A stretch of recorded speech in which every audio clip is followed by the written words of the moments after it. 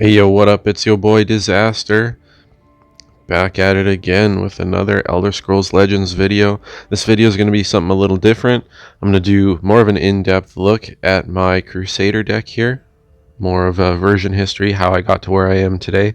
And because I don't have any editing software, I'm going to take it straight into a game versus AI because those games are quick and I can show you kind of how this deck works.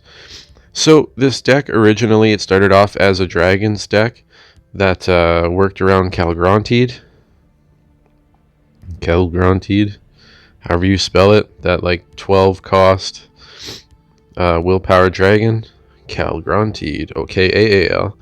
So this was the first card that went in the deck, and then there was, I think, all the yellow dragons in it as well, and the red dragons. So I think I had a dragon package of about 10 dragons. Yeah, I had Swift Wings in there.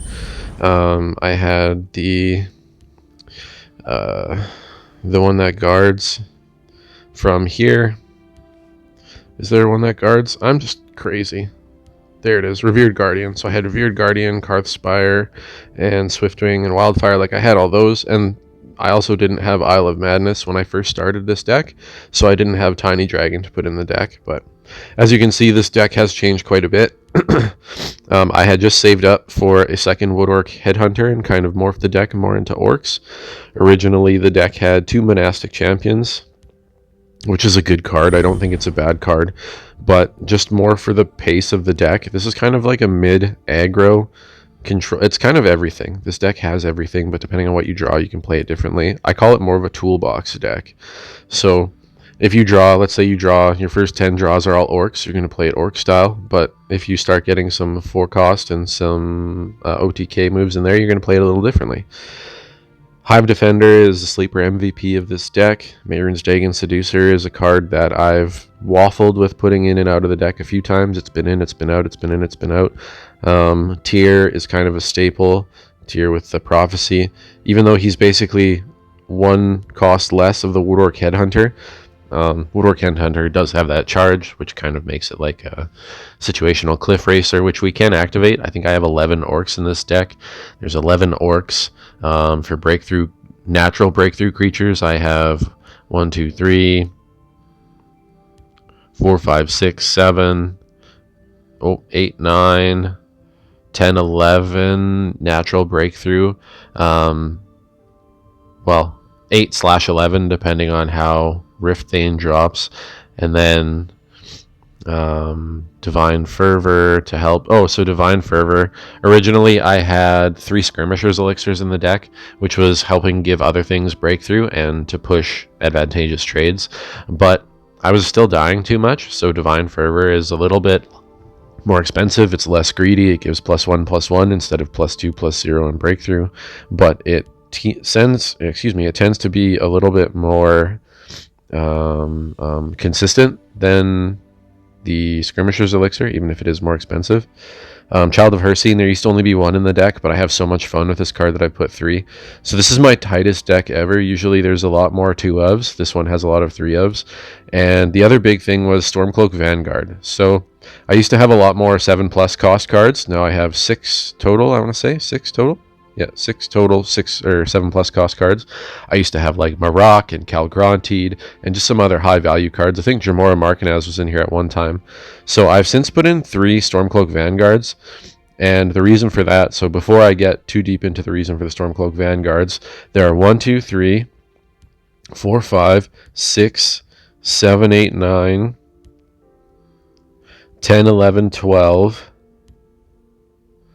So there's 12 ways to increase the damage of a creature, whether it's through buffing or through like Divine Fervor. Well, it's all through buffing technically. So Stormcloak Vanguard's kind of a sleeper. I try to mulligan him away most of the time, because if I get him on turn 6, 7, or 8, let's say you get Stormcloak Vanguard on turn 8, and you have a Fervor on the board already, so it comes out as a 2/2. But if you have an Orc Clan Captain in your hand, then it comes out as a 3/2. Or if you have a Morkel Gatekeeper in your hand, then it comes out as a 4/2. And you can pretty quickly trade something from your hand if you need to do a quick trade, or just push a little bit extra damage.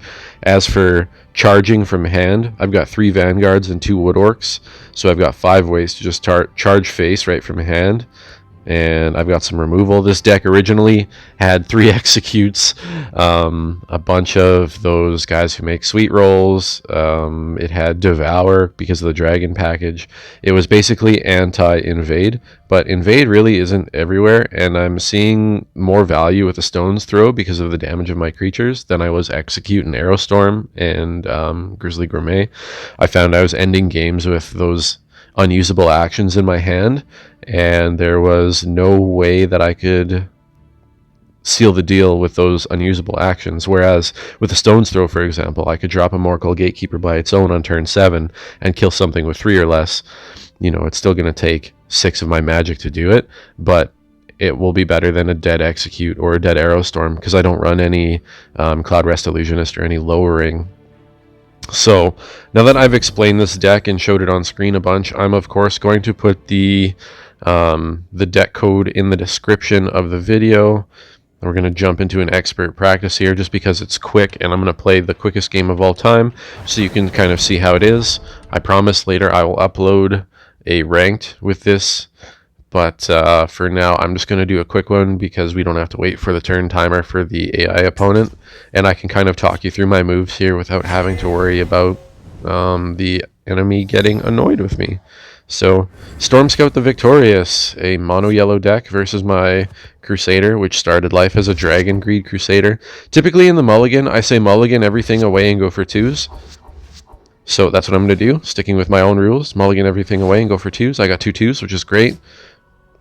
Put the Orc Clan Captain down first, and then next turn I can push with Stormcloak Vanguard. My typical rule for this deck right now is the ring.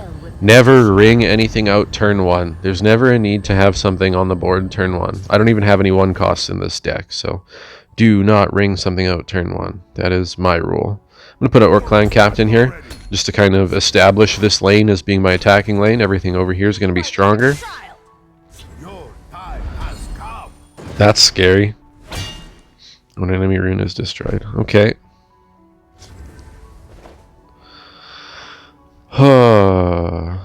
I should just get rid of this for now. So that's what I'm going to do. So this is an example of why Vanguard is in the deck, just to kind of push little trades like that. Even if that Orc Clan Captain didn't need to be in this lane to push that trade, it still worked out well. Imperial soldiers never surrender. Okay, so he's got some beefy units on this side. This is going to be a 5-4 next turn, real quick here. Unless I can do something about it right now, which I can. I can actually facilitate both of these guys killing themselves next turn. So let's do that. Hive Defender, the sleeper. Yeah, 1 and 2. That was a good trade. And for his Hive Defender. Okay.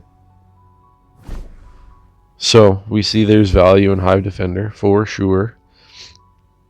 I don't have any 2 costs anyway to facilitate the stone's throw right now. I do need to slow his Hive Defender down a little bit, which is fine. Let's slow him down with the Hive Defender of our own. And we'll see about next turn opening this lane back up. Ooh. Ooh. Ooh. That was good. Okay, so for 6 magic this turn, let's just load it up. He baited out his removal on my Hive Defender, so I have something good out there now. Hopefully he doesn't have another Jav. Doesn't look like he does. This one recommends me clear. So, of course, Child of Hersine, anytime it gets a kill, it gets to attack again. Just got to keep its base health in mind. So one thing I'll point out about Child of Hersine is I like it because it survives against Drive Mad. It survives against Lightning Bolt. It survives against Ice Storm. It's got a lot of health. So at one point there was only 1 of these in my deck, but it's such a good card, and it kind of works around my win condition by itself because my win condition is Unstoppable Rage. So I just keep it around. I now have 3 copies of it for shenanigans like this. It is a fabulous card.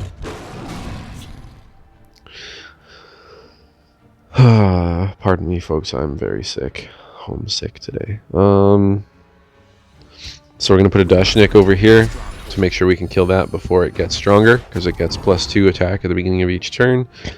And just for board clearing shenanigans, we're going to Stone's Throw at the Khajiit.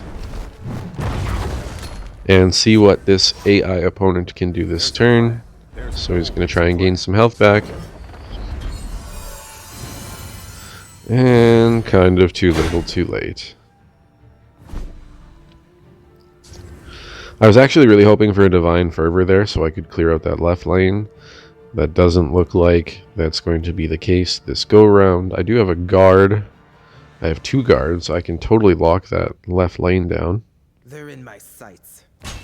Let's see what that grants me, locking that lane down. So, is that the wisest move here, locking it down, or do I just put more damage? No, let's lock the lane down. I like our arms.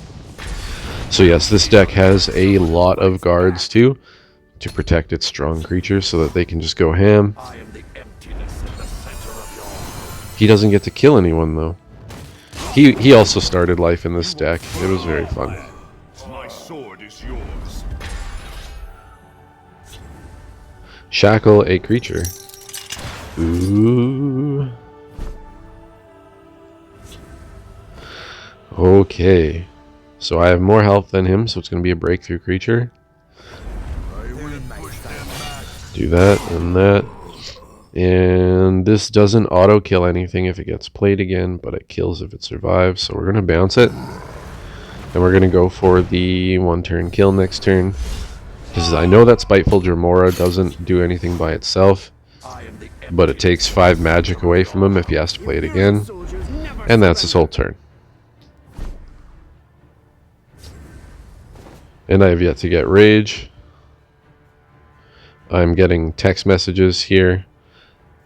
We'll see if those end up in the video.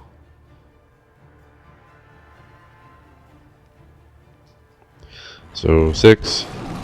There was probably a smarter way to do this, but I'm not smart today. 8. And more coal.